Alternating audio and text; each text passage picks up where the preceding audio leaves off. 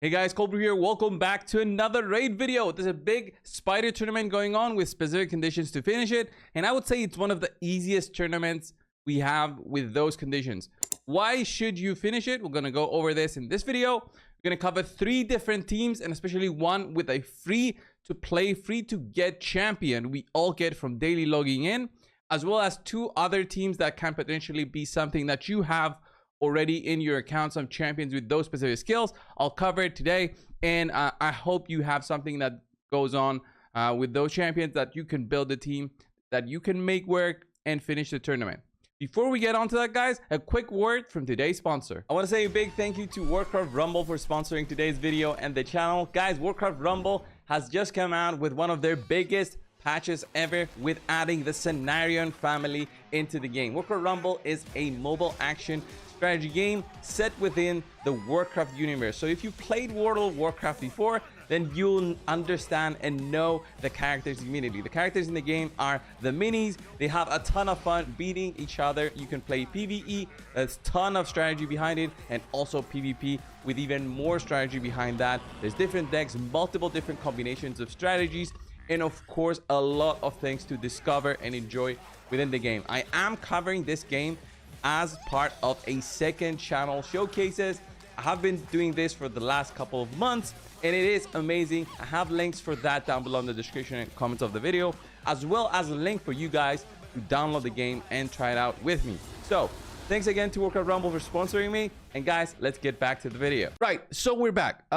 Why should you be finishing these tournaments? It's very easy to decide whether you're gonna do this. Do you have the energy right now? Is it just sitting? Do you have about 2,500 energy sitting on your account? Maybe you should be deciding to use it all. Not always, but sometimes you gotta do that, because you regenerate about 800 energy per day. You can do that with the daily energy that you get, plus the energy that you get here, plus the quest we have every single day from Classic Arena. All of this are small parts in terms of your energy regen. Then there's this tournament that popped up similarly to the I think we have the Dragon tournament, has very specific conditions, but this one is relatively easy because Demon Spawn, Dark Elves, Undead Hordes, and Night Revenant and are one of the best champion pools factions with well, considering the spider dungeon, right? And here we have the reward of 50 primal quartz, as well as 250 of these coins, the eternal coins needed for doing summons. Whether you're gonna do your summons or not, that's all up to you, but I like to get these coins if there is an easy way to get them. And the way that I do plan on using them in the future is not for summon specifically, okay? Like not doing these. I mean, this is totally RNG, but what I plan on using them for is here. So I can actually purchase some eternal soul essences for 1,000 coins I can pick up 22 of these. All right, you need 300 of these to get a 5-star to a 6-star if it's a legendary champion, and if it's an epic you need 100. So every little bit helps. Again, you're gonna say, coldbrew, it's not worth to do this conversion, you should just go and do the gambling. Well, gambling is gambling, and this one is basically a guaranteed, especially if you're looking for that next 6-star. This is the quickest way to get these eternal soul essences.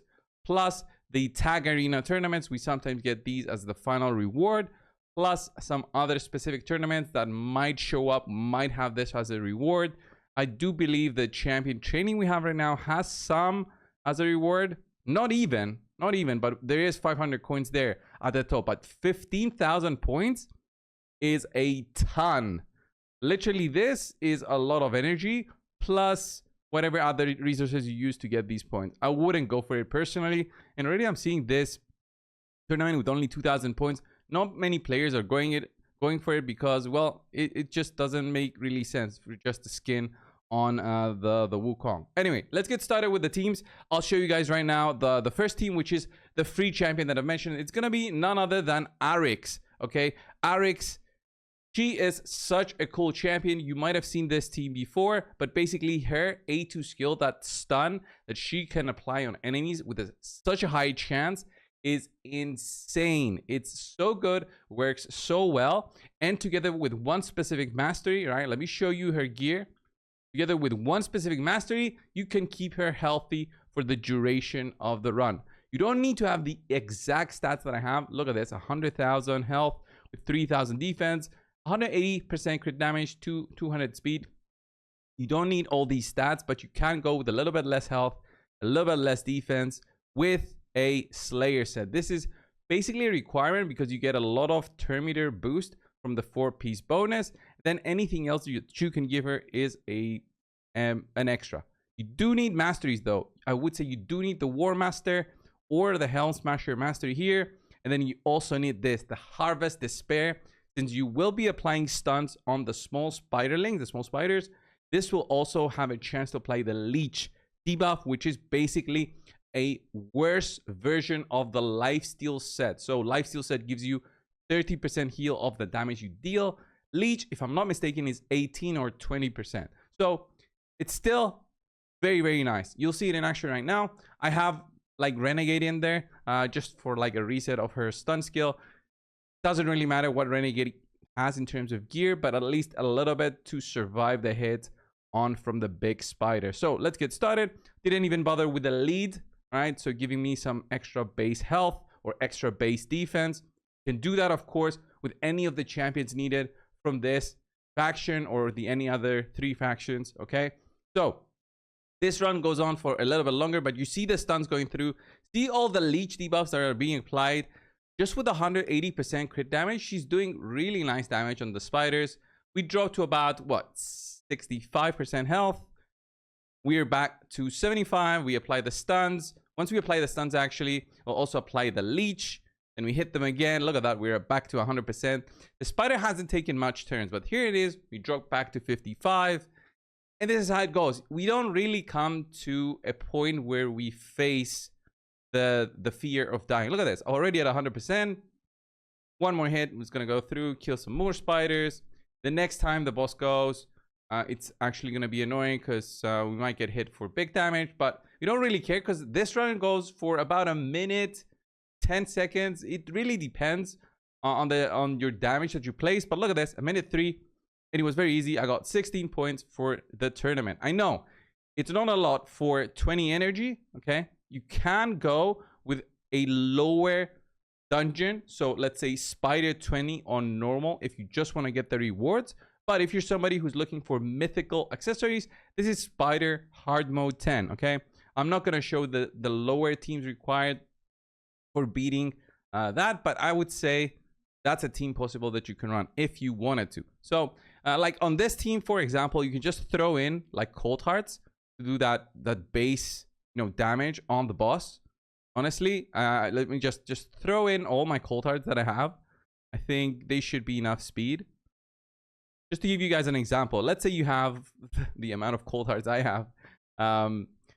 This should give you like a little bit of damage at the start, right? The boss is going to heal though, so it might just be a mess. But I'm just giving you guys an example of what other champions you can use since you're free to use champions from these 4 factions, okay? So again, Demon Spawn, Undead Hordes, Dark Elves, and Night Revenant. So we do a little bit of damage here and there. The boss is going to heal for a good chunk, right?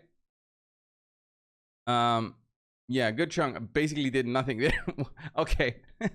Basically did nothing. But again, it's something that you can have in mind. You can use different champions in there, maybe lower their speeds enough so that they can survive. I could even see using like a Mithrala, stuff like that. And that is basically the next team that I'll be showing. It's going to be something along those lines where you're using high damage dealers in order to bring down the spider. And it's not going to be so much faster than what you're seeing here with Arix. If I'm going to be honest, it's not going to be that much faster. It's a little bit faster, but not that much faster. The points you get depend on the turn counts, I believe. So again, if it's not on turn counts, it's just the gear, then great. So it doesn't really matter how long it takes you. But again, I would say the majority of players will have an easier access to Arix than every single one of the other champions. And Arix does take time, but it's all about how long you've been playing. So there's Arix. That's the first team. It's basically like a solo team. I think you can do it even without Renegade. if I tested it, but you can put anything here on the leader slot. You don't really care. Anything that gives you a lead bonus, and it's gonna help you beat the spider, guaranteed. It's 100% win rate, as you saw. So next team out there is gonna be this one. Okay, very similar to what I showed before in terms of high damage. So 2 cold hearts.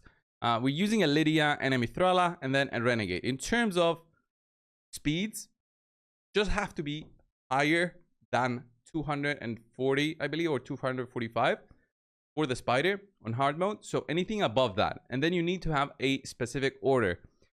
I would say it's better to have like Mithrala go first, right? Because she applies the hex, increase defense, increase attack. So I have her the highest speed, 300, but you don't need 300 as I said. Just the order of the champions. So 300, then 289, and then the others 287, and then 248. So basically it's Mithrala first, then Lydia, then Coldheart, then the other Coldheart, then Renegade being the last one that will reset my cooldowns. And I could have run Renegade actually a little bit slower. Wouldn't have changed much here since... So yeah, I dropped Renegade speed a little bit, 237. I think this actually might be better than what I had in mind before. Might be a little bit quicker, but the idea is that Hex is going to do a huge chunk of damage on the boss and the small spider. So we start out, boom, look at that.